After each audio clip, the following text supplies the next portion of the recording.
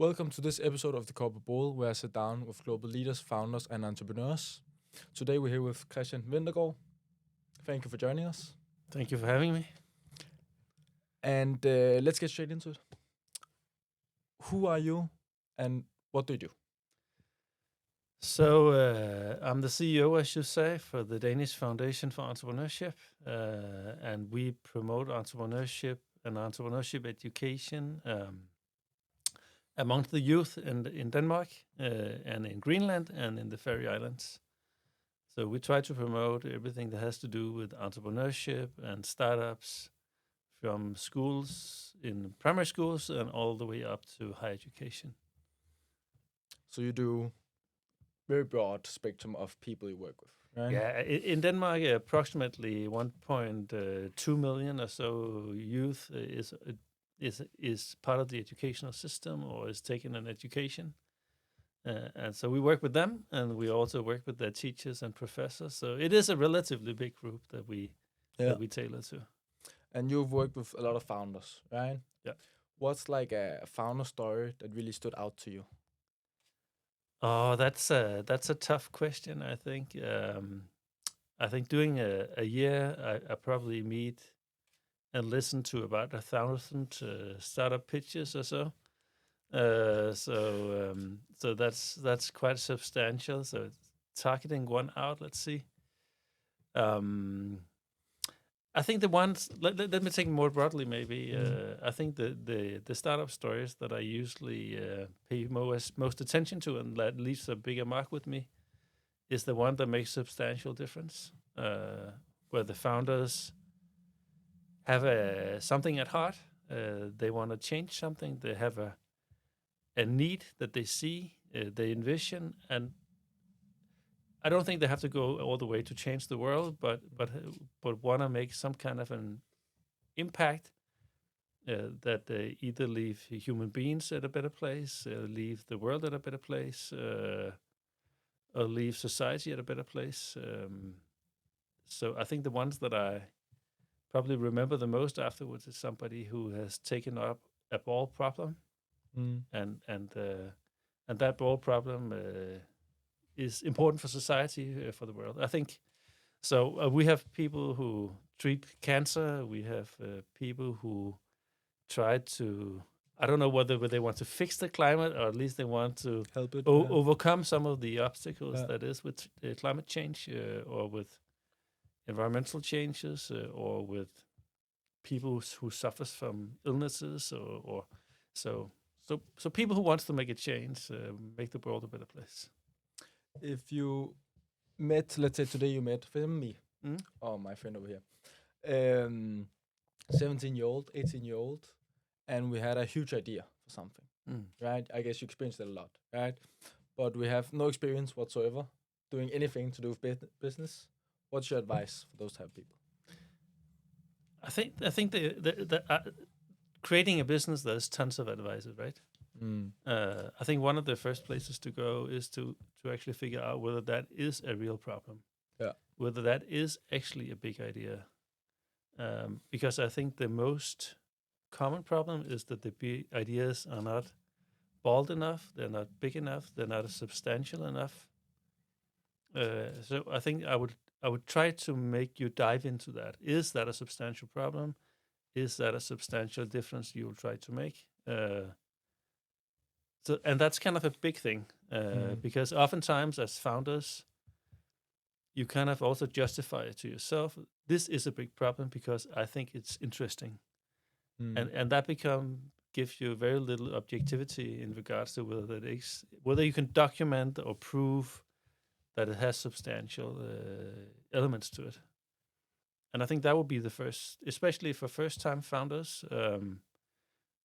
I think that is the major concern for me and my organization, to try to make you reconsider or further dive into whether that problem is big. And I would say, without probably jeopardizing anybody, but that we also see a lot of young people who wants to become entrepreneurs, but they haven't really figured out what that big idea is yet. Yeah.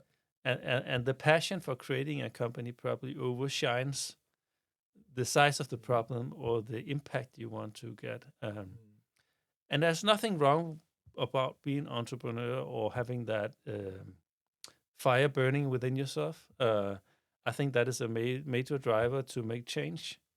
But sometimes it can be offset by you just want to be an entrepreneur, and it doesn't really matter in the beginning what the idea is. But oftentimes it does, however, boil down to that problem has to be substantial, and your solution has to be unique.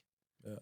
So when I meet gentlemen like yourself, same age groups, that's probably often the place where I challenge you. I want you to dive further into it and make sure that it is substantial. Or if you want to suffer for something to be created, make it count. Because you would see a lot of resistance when creating a company, a lot of time to be used, a lot of rejections to meet. So you can just as well make it on something that where you would actually like to make that suffering, where it actually does make that suffering count. Does it make sense? Yeah, it makes sense. So it's to do your proper research, right, before you go into it. Is one of the points you talked about. And also the thing with, like, I think myself actually also, that people get too addicted, can you say, to the idea of having your own company compared to actually finding a solution for a problem. Yeah. Right? So it's more, I want to be an entrepreneur, I want to make my own company, I want to go live in Dubai, I want to earn money, all that stuff, more than actually the idea and solving a problem in the world. Right? Yeah, because the history that comes with my work is also that I see the founders who has real problems and real stuff at stake, they also last longer. They want to fight that fight longer. They want to go that mile longer than the ones who just want to start a company, because it's easy to quit it. But let's say that you actually figured out that you made a substantial change for somebody or something. You don't have to cure cancer all the time, or it doesn't need to be that far, but you need to have some place where you see that you're making a difference, and that becomes your driver. I think it's easier to continue that drive than being driven by just having a company. Or I wouldn't say that money doesn't make a big driver, because it is. So earning money can be a big driver. But I would say, however, that it's usually easier to have that long passion drive for something else besides that, or on top of that, or something. Yeah, because I also see it as that motivation. There's these three types. There's motivation, dedication, and obsession, right? And I see motivation as something that will die off very fast. Yeah. Right? Motivation, as soon as something goes wrong, then you're gone, right? Whereas to dedication, you'll probably stay with it through the hard times and stuff like that, but you will still not fight as much for it, because it's not like you love to do it. It's not your passion, but you're dedicated towards it, right? Like, for example, running or stuff like that. Compared to obsession, it is where you can't think about anything else than that, and you can't do anything else, and you can't, like, it's so only your only obsession, your only passion, right? That's also where I see founders actually succeed, is when they are obsessed with it and not just motivated to do it, or they're dedicated towards spending these hours every day, but they're obsessed. What do you think about that? I think you're right, and it goes back to some of the founders that I met, they had family members, for instance, who had certain kind of problems, or themselves had carried out those problems from their youth, or they've seen nature being treated in a way, or they saw that there was an issue with this over here. And having those pictures to frame it, I think creates a big driver for the passion and motivation, and also your resilience. But I think that links over to the next point, that is oftentimes what we would advise people to do, is that oftentimes when you are a founder, you would seek somebody who's similar to you. So if you are a boy, you are 17-year-old, you go to the business school, you will oftentimes in the first group up with somebody who's also 17 years older boy and goes to the business school. But when creating a company, everybody objectively also know that it takes many different skill sets. it takes many different mindsets. It takes many different kinds of ways to interpret a problem, doing stuff, and that takes diversity. So oftentimes when we meet first-time founders, we also advise them strongly to find complementary skills to themselves. Somebody who's better at something, somebody who can do other things than they can. But being a first-time founder, your network is also a little bit limited. So you don't know that many. At least you don't know that many who's different from yourself. Yeah. But we try to forcefully make them consider who could supplement. If you are business students, you want to create a technology, and you cannot do that technology yourself, maybe you should go find somebody from a school where technology is centered, or you can ask your friends whether they know somebody else from that network, or you can go back to your primary school and consider, well, what about him or her? Can I reach out to them again? I know they're doing different from myself today. So at least finding these complementary team members is quite important. And I would also say that the team members who you go out with a beer with, or you have a fun time with, or you play basketball with, or whatever you do, don't necessarily have to be the same that you create your company with. So being colleagues is not necessarily the same thing as being buddies or close friends. But they can often just be somebody who you go through this with. It's also like you say in school, right? All teachers say in school is that the two best friends don't necessarily make the best work. Yeah. But two who maybe are not that close friends, but good at different stuff. Yeah. And more, then they would do more work, Yeah. right? And the result and the outcome is better. But it does conflict with human beings, because human beings have a tendency for finding friendships with somebody who are just like you, live about the same place in town as you do, have the same socioeconomic background as you do, etc. So it is a little bit against nature, but creating a company doesn't call for different kind of skill sets and also mindsets. So you need to force yourself in that direction. When you've seen a lot of founders again, and experienced a lot of founders, where have you seen a founder close to giving up, but then turned it around and then made a good result out of it? I think on a general term, most founders has been in a position where they think this day is shitty, and they think this day is everything is against them. Clients turns them down. Maybe also if they have employees, they treat themselves badly. Their team buddy is maybe having a bad time. You have to carry all the load yourself. I think everybody has that. And I don't think I've met anybody who have not had a day where it was difficult. Yeah.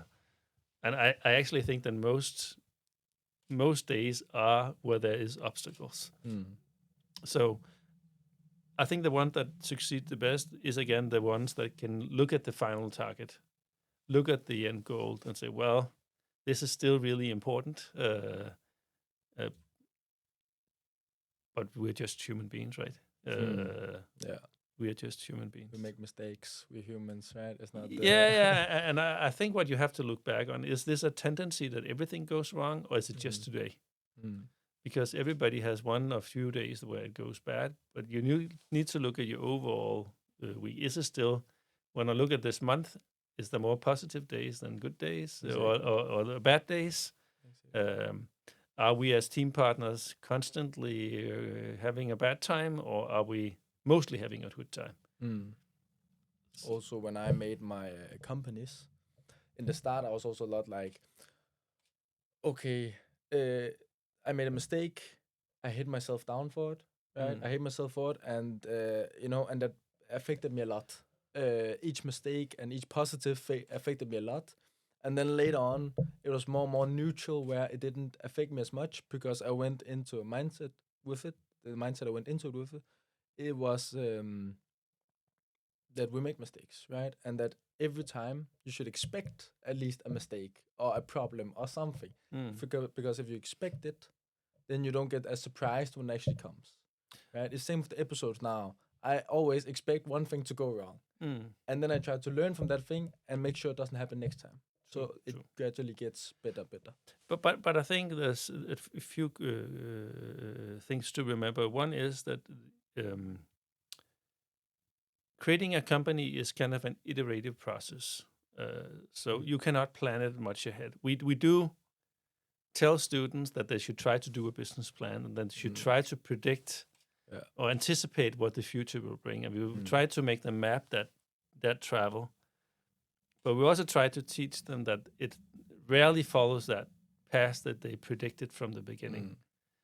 So there's something about remembering that, is this for me to alter a little bit? Is this for me to make a little bit of change? Or is this a radical setback that we cannot overcome? The market is gone. We can't. This technology is outdated. This idea is broke. Or is this just a pivoting exercise? Because part of a good skills of a good entrepreneurs is usually they're good at pivoting, or they're good at adapting, right? They're good at seeing inputs and then absorbing them and figuring out and sorting them. And I think that is a key skill. But to overcome that or to be good at that, mentorship is often good.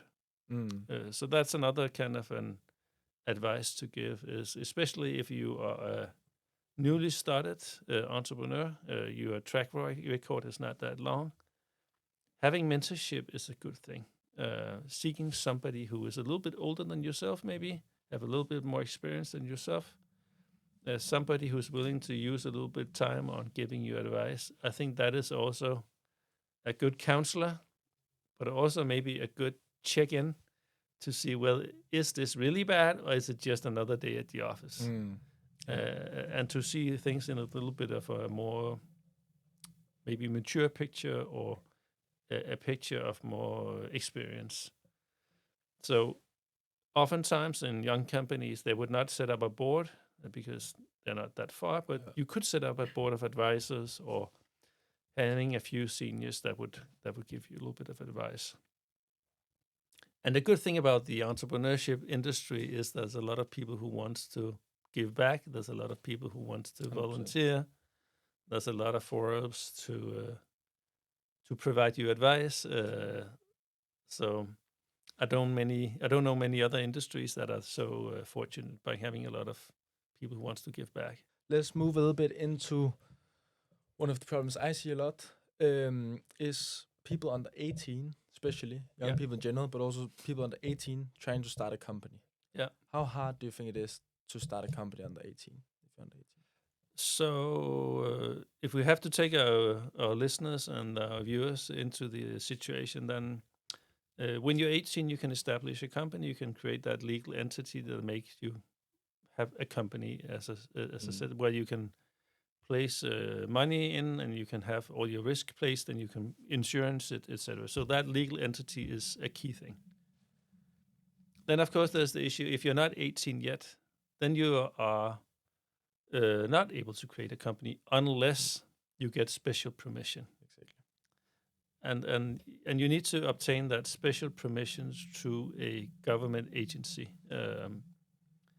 And that is quite difficult because that same legal entity or government entity is the place also where they consider the health of children, mental health, the health of children and their parents, the places you as a parent get divorced, etc., etc.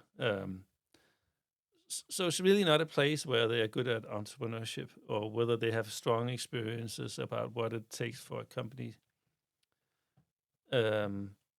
So what happened is that you have to send in an application, and that application is quite difficult to figure out where to send to, who to send to, and what should be included in this application. So what do I need to stress? Is it my business idea? Is it where I come from? Is it who my parents are? So we have seen a few examples where the only thing really that these agencies can judge the business idea is who your parents are, and whether they're able to help you out economically. And that, of course, create issues, right? Yeah. Because that is not an objective kind of a measurement, and it becomes very problematic, difficult, but it also becomes just cumbersome. And I actually think I remember a story from Jesper Buch, the Danish entrepreneur. His daughter wanted to create a company, and she applied before she was 18, and she got rejected. So there's, and you should think that he had some kind of idea of how to help her out, right? But he was divorced, I think, at the time, so maybe that played in or whatever played in. But it is problematic. There was a young girl who came to me not long ago with her dad. She was 12, and she was part of this Lion's Den or Løvens Hule Junior, so the junior part. She was 12 years old. She created this jewelry company.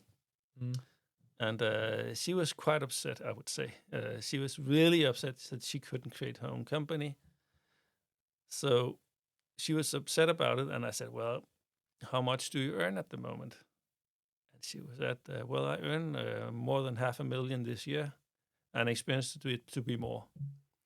So at the moment, I need to be employed in my dad's company.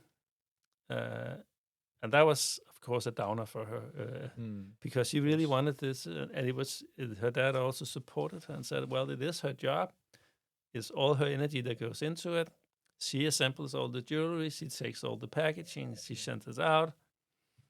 But then she said, there's another thing that I'm really angry about. And that is, at the time when I turned 18, then I have to inherit this company from my dad.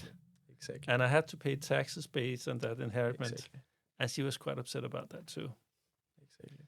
So I think we have pointed this out to the Danish politicians, and the Danish Minister for Economic Affairs, he has agreed to making his ministries try to figure out whether there is a solution or could be made a solution. But we haven't yet gotten the answer for it yet.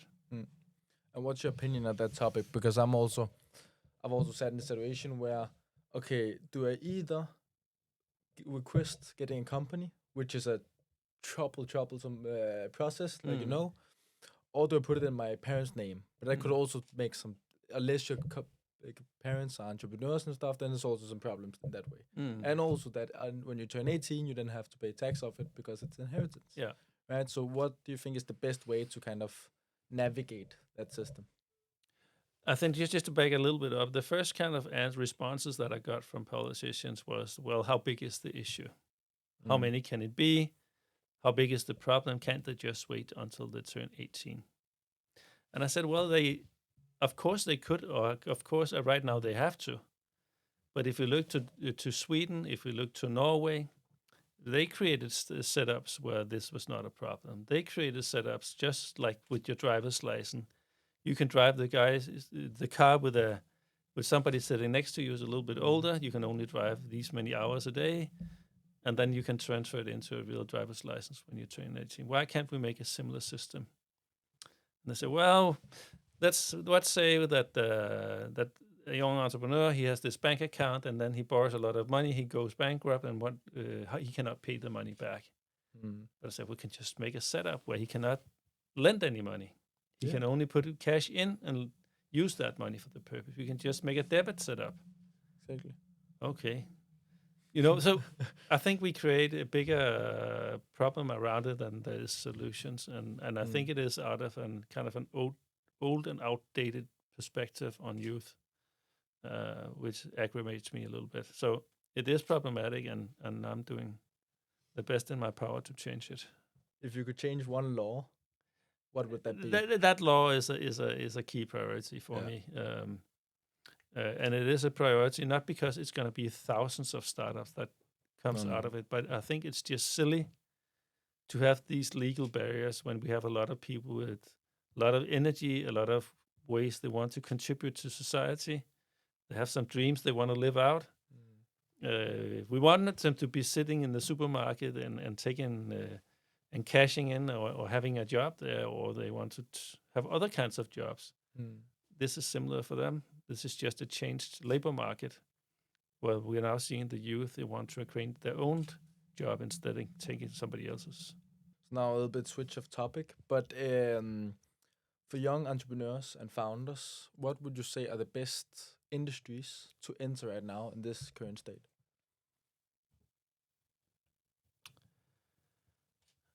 Actually, I don't think there is one industry that is more important than other industries, and I think it goes back to my earlier point that you have to figure out yourself where your dreams are hidden, what change you want to make. But I would look into, say, if you are completely blank and you are still in the phase of finding out what to do, I would try to dive into where is the biggest problem in the world. Where's the biggest problem that you see? And I would try to scope myself down that way. I would go really, really out of in the blue and say, where is the biggest problems in the world? And then I would try to narrow it down and say, which one of these problems can I find any kind of passion for? So I think that's one way to go about it. I would also, in that process, see what can I do? What is my little thing that I might be able to make a change with? Another way is to be more personal and say, well, if I look at my family, I look at myself, I look at my friends, is there any people in my surroundings where they suffer from something that I really want to make better? I think I would go these two ways. So I wouldn't be so focused on whether it should be tech or whether it should be life science or whether it should be clothing or whether it should be... I think I would go on the problem side of things. So do you think entrepreneurship is something you learn in school and in theory, or something you need to go out and do in practice? I think it is a combination of the two. You can say the reason why we work a lot with these different kinds of programs in school, and the youth that we actually want to target is the ones that didn't consider themselves as entrepreneurs. It is with entrepreneurship like it is with any other subject. If you don't know anything about it, you would probably not go for it. So if we look at statistics, the ones that become entrepreneurs are most often the ones that has parents who are entrepreneurs. So like it is with police officers, the children of police officers often become police officers, same as nurses, etc. But it is also with entrepreneurship. So parents have a big say. But the second largest impact on people becoming entrepreneurs is whether they meet in a school. And we don't want, as from my foundation, it's not our end goal for everybody to become entrepreneurs. But it is an end goal for us that all pupils or students should have that experience. And it's perfectly fine with us if they figure out that it's not their thing. They really find no passion in it. They really just want to become something else. Not just want to, but want to become something else. But we find it undemocratic if they are not exposed to this chance. And I see and I meet a lot of founders out there who didn't consider that pathway before they met some of our programs. I would say it's majority of them. They hadn't considered this pathway at all. But they wanted to become doctors. They were studying medicine. They were exposed to this program. All of a sudden, they saw their academic schooling in a completely new light, where they figured out they didn't want to become doctors. They wanted to become their own company and creating pharmaceuticals. Did I answer your question? Yeah, I think you did. So also... no, but just another point to your question is also, why do we have these programs? So one of them is to enlighten young people, but also to create skills for them. Because if you look at it from the outside, and even though you were born with an entrepreneur in your stomach, your parents were so, or you got triggered somehow, it's a very different thing to have that dream than to live it out. So we want to create these experiences through our programs where students actually got to live it out or animate it. For some, it becomes only an animation. For others, it becomes a real thing, or they continue their business ideas. So the programs that you are engaged with in upper secondary, I would say 2/3 or so will never create a real company, but one 1/3 maybe or less will create a company during that process, and they will have some tremendous learnings about what that takes and what it means. I think there's a huge problem in that, also like you talked before, that it's always people with parents who are entrepreneurs who become entrepreneurs, right? Even though a lot of other people also could become entrepreneurs, but they just don't know what it is, right? And don't. And there's also a big thing about when you're an entrepreneur that your chance of succeeding are way, way, way higher if you have access to money, to network, to what we talked about before, mentors, stuff like that. So how much do you think of startup is success, and how much is access?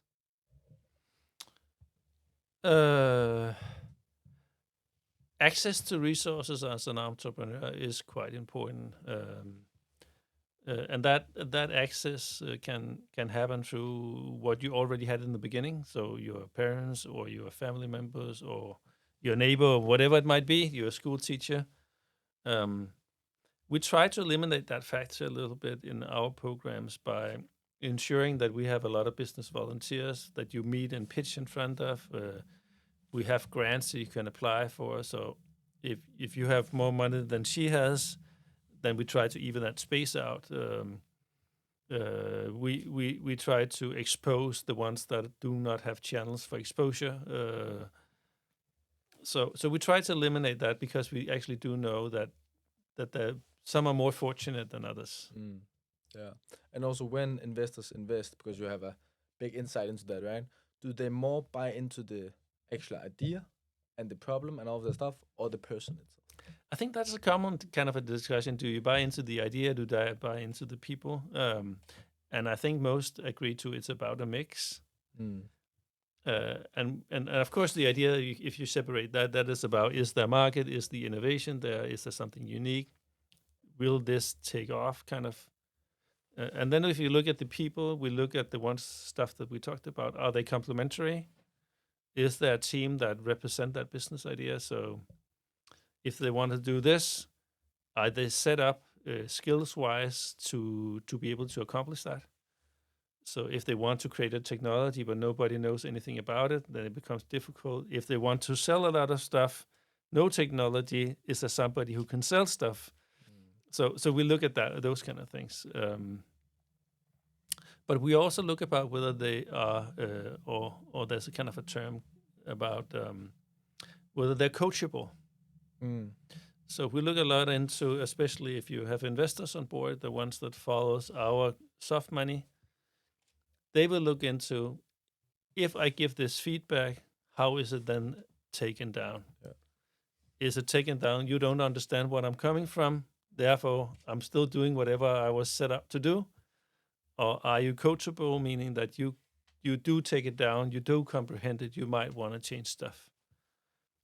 And I think this coachable element is important for investors. Yeah, so you can actually compare it to football, right? If you compare it to something, the way that, especially at a young age and young people, that also the coaches look into, okay, can we actually train you to be, what is your potential, and can we train you? And are you trainable, right? Or just, I want to do it my way, and that's the only way that works. Yeah. And it's not so much about the talent you may have, but if you have talent at the age of 8 or 10, but you can't develop as fast because you're not able to learn, then it doesn't really matter. Right? Yeah, and in combination with that, you can say, well, as an investor, you also have some money at stake. So you want to make that money grow, and if we cannot talk and we cannot create some kind of agreement of direction, then it's also a difficult marriage. It is. And thus, do you think investors mostly invest, back to the point before also, that investors mostly invest in people they actually know? And for example, again, if you have parents that know somebody that they're more likely to invest, or do you think that it's also possible to get an investment from just contacting somebody you have no clue who is? The investors that I know, their approach is often that they maybe see the application sent into our micro grants, they note it down, then they say, oh, well, I don't want to talk to them right now, but I will follow them. I will see what they do. I would try to I will see if I can get a chance to meet them. So it's kind of like a dating setup, right? Where you don't know that I want to date, right? But so you're following this a group, and you want to approach them. You want to see how they behave from a distance, and then first later point in time, when they matured a little bit, you would try to make that conversation. So it is a little bit that they follow from a distance and see how it develops. So how do you think, and what do you think is the most effective way of getting an investment for a young entrepreneur today? And what are the 3 things a founder must have before approaching investors? Yeah, so maybe we should just go into this, at least 3 different kinds of capital, because that's what it's also about, right? You want to create a company, you need capital to further developments. You should consider what are your options are. An investor is not necessarily always the best thing. So obtaining capital as a startup, you would most startups, they apply for our micro grants as first kind of funding place, because we are the ones that take the biggest risk. Maybe your parents would also take a similar risk, but otherwise we are about them. So that would kind of be step 1. So when you use that money, you should consider, is there any more soft money out there I could get access to? These are for free. They don't take equity. You don't have to pay it back. That's a good thing. Continue that way. Then at a little bit later point in time, you would end at kind of a crossroad where you say, well, do you want to take equity capital or loan capital? And I think at that point in time, if you consider to take equity capital, so being an investor, they do take stakes in the company, so you have to give some autonomy away. As an also an expectation that they would like to get their money back is some kind of X. Or you should get loan capital, and here you would be considering, can I pay it back? And then they would, of course, ask you, can you pay it back? What are the chances, right? And I think the consideration for you in taking on an investor, you have to be really careful and see whether you can actually grow organically, how far that will take you, meaning revenue that you reinvest in the company. You should be careful not to bring in investors early just because you think it's right. You should know it's right, because it is kind of a marriage. You have to share house. And they would have ideas about where you should go and how you should go, and not to say that it's not good, because it is for a lot of companies. But it's just don't that you stare yourself blindly to that one option that would limit your space. Did that answer kind of? It did. And what things or what features or what skills do you think makes you believe in a young entrepreneur and that they'll make it and succeed? So if we take the view of the investor, they should, how they simply see the world. If this is the value of the company, I put in a little extra, then the company grows substantial. So each of us get a little bit. So that's the only kind of view they have, is whether they can see if you put in money, then they accelerate more than they would be doing organically. I put my skills in, that would make them grow better than organically. So they would look into, is this idea one that is scalable? Can it scale? What does it take it for scaling? Is there some intellectual property or some kind of innovation that they can buy into? And then, of course, they look at the team.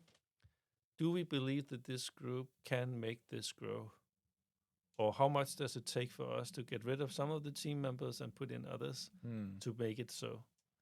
I think these are some of the key considerations. And now it's time for a rapid fire section. Where I will ask you either this or this. Yeah. And you just answer one of them.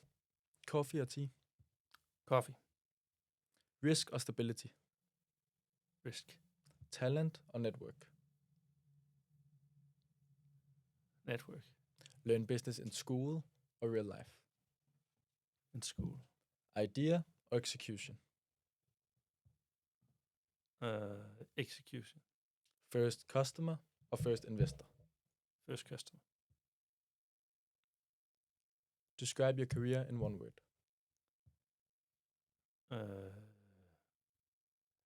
Opportunity. And this you can answer a little bit longer. Yeah. Finish the sentence. Success is making a difference. And 3 final questions now. They're a little bit more broad than I asked to each of my guests in the end. If you could be remembered for just one thing, what would that be? For making somebody else grow. If you could give one piece of advice to your 20-year-old self, what would that be?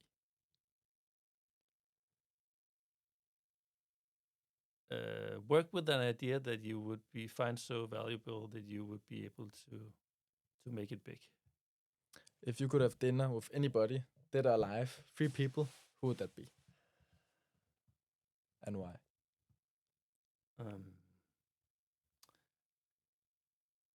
I think Barack Obama would be one of my, and I think because he also had a mindset about making somebody else grow, and I think he had a strong passion for what he did. Still does. So I think he was one of mine.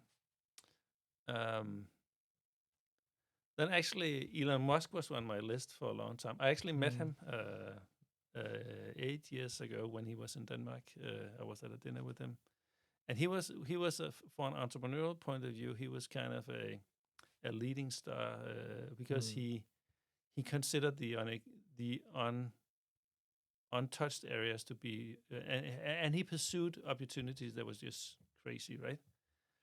Then he might turned a little more crazy over years, so he's kind of off my dinner list again. But he was one of those. Who else? I haven't considered.